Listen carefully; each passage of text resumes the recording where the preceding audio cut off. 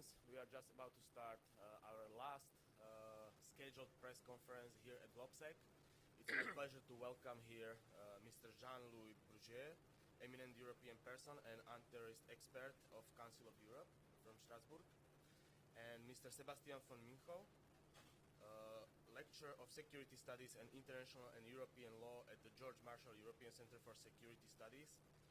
And as a government official, he worked for several years in the Federal Chancellery, where he dealt with questions related to security issues, parliamentary oversight, and terrorism.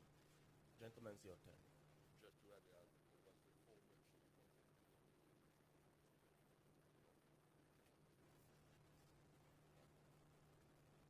Well, you can start. One. Okay? Yeah. Thank you. Just some remarks and to have some question about the problems of financing terrorism, which is maybe right now with the new attacks in Europe, in France, and in Brussels, a crucial issue, because it was not possible, of course, to carry out such operation, to finance certain groups, because my expectation that I think we have more than 50%, or no, all the group had not been dismantled at that time, and maybe between 50 and maybe 100 people, at a lot. And so that's mean to have resources, to have money. And the problem of financing is crucial. It's very important to make a difference for me, according to my experience, about what we have, in Syria and in the core, and Iraq. We have a lot of money, Daesh succeeded to have an unprecedented amount of money, several billion of US dollars. That's not seen before. But in fact, the cells operating outside, the networks involved in operations to detect, the target, to organize, the operations, to have a safe house, to have, ammunition, rifle, and so on. That's a small financing system. And this financing system is, comes from criminality. The connection between the terrorist and criminality is not very new. We have experienced it before.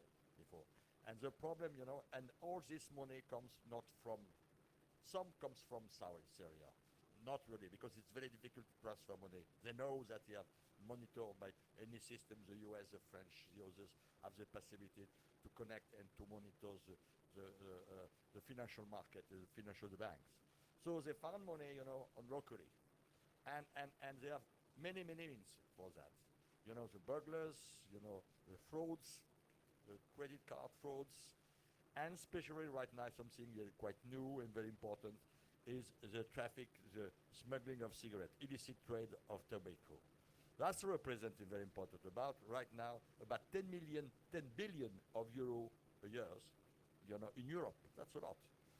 Of course, this money is not used only by that. It's used by, the criminal, by the black market. But it's important resources. We have other counterfeit products also is quite used. You have many things like that. So that's the reason why it's very difficult for us, for the law enforcement, the judiciary, intelligence, to detect this flow, because the exchange is by cash, and then you have no trace about that. That's a very big problem. That's the reason why it's very important, to exchange information between the law enforcement agency inside the country and outside, in order to detect and to staunch this money. Because if you succeed that, we have a very good glass, to stop the terrorist operation. Yes, thank you very much. Good morning, ladies and gentlemen. Yesterday night's night owl session was a very good opportunity, not only to visit what Juge Bruguiere just explained, that the organized crime, terrorism nexus in the narrow sense, in a specific area, but also in a broader context, if you wish, the meso and the macro level. So latest research shows we can talk about a crime instability nexus, right? Whereas in former times we thought like, okay, organized crime is organized crime, terrorism is terrorism. Now with a third player, the so-called shadow facilitator or the fixers or the super fixers, we have a phenomenon which is much more dangerous. So it's about the proceeds of crime, the money Bruguiere was talking about, which is then going to enter in maybe legitimate business, real estate, what have you, and it has a destabilizing effect in transition countries, in post-conflict countries, also in the Western Hemisphere. And some of the latest academics say this is undermining the understanding of sovereignty, or the Westphalian state, if you wish, and that, of course, will probably hinder development. Just look at the figures where organized crime is, or crime, and the Human Development Index. You will find it matches, and this danger we were able to discuss yesterday night. Thank you very much. This is the space for your questions.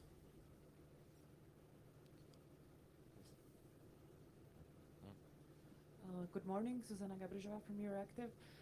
My question would be whether there are any indication that some of the financing of terrorism in Europe comes from the finances that the smugglers of refugees are able to collect within the current refugee crisis. Yes and no. Be careful. We could have some connections, but for me the connection is not the most important. The problem is manipulations. That's very crucial, because it's not because we have discovered some 3 or 4 people who are involved, in the Paris attacks or Brussels. As a matter of fact, that means that all the the flow of refugee is the mainstream, to conduct, terrorists in Europe. But the problem is that Daesh manipulate these systems in order to make, to promote the terror feeling in Europe. That's a new tool of terror. And so we should be very prudent, of course, because the manipulation in the democratic order is emphasized by the media. The media, of course, focus about this problem. And the goal of that is to make, a disturb inside our society, and try to oppose some clan and our peoples in our society in order to make a big disturb inside. That's the goal, to break the consensus, the social consensus, in our democratic order. That's the role. So we should be very prudent about that. That's a matter of fact that use, but in fact I think it's one person no more. The problem is elsewhere. But the manipulation is much more important. It's very dangerous. Okay, next question, Mr. Matišak. Thank you, Andrej Matišak, David Pravda. Could you please say a little bit more about this nexus you mentioned, the organized crime, terrorism, and this third?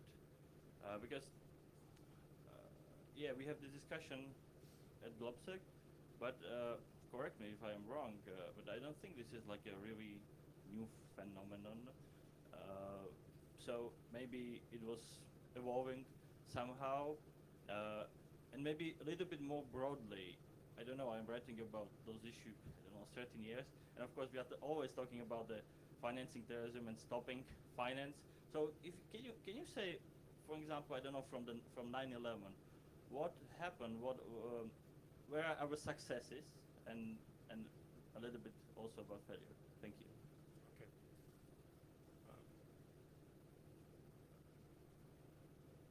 Bruguiere will tell you that the phenomenon is not new. What we believe in the Marshall Center, and we have 700 students from the security architectures from all over the world per year in our college. So there's a exchange also with practitioners from out there, is the understanding maybe that the threat perception is new, if you wish. On this nexus, for instance, there is diamond mining somewhere in Central Africa, which is probably not done in the legitimate sense as we believe mining should be done in our part of the world, then how do you get it out from there? You need a shadow facilitator. How do you get it across oceans? You need a shadow facilitator. And then the end user, the final destinations.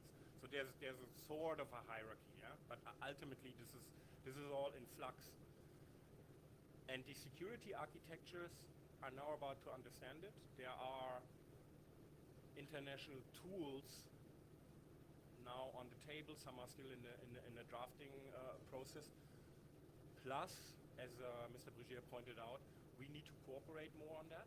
We need to share information, not only state to state, but also the institutions inside the state, maybe also state, public sector and private sector, many players. Yeah? Ultimately, how do you fight a network? With a network. Yeah? And this is what we try to achieve. Okay, no, I agree. Now, cooperation is crucial right now.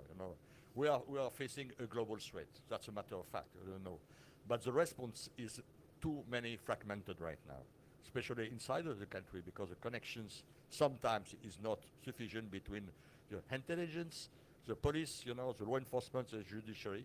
We have some connection quite to be difficult, and so the response, is not responsive. It's not, we can't waste time in response. That's a very big problem.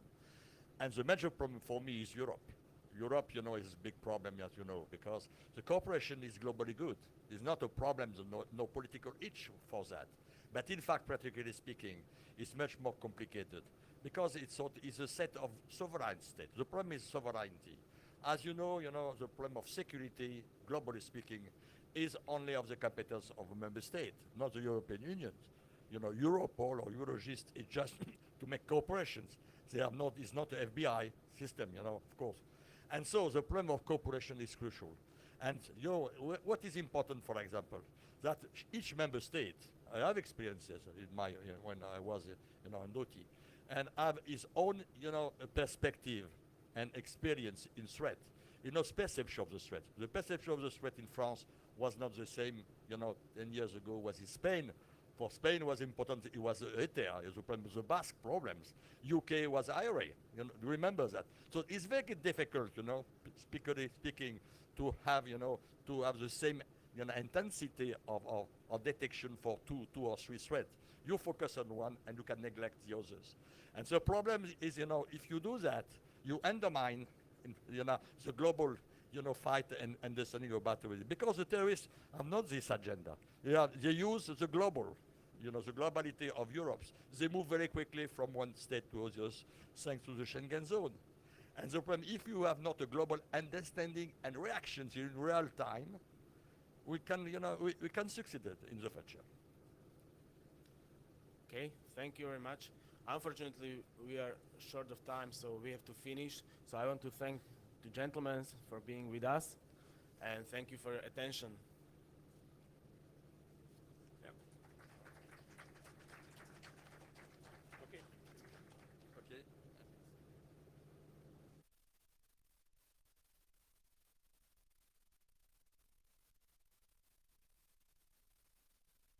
The last scheduled press conference. Let me thank you for your attention, for cooperation, and thank you for your interest about GlobSec, and I wish you a safe journey back home.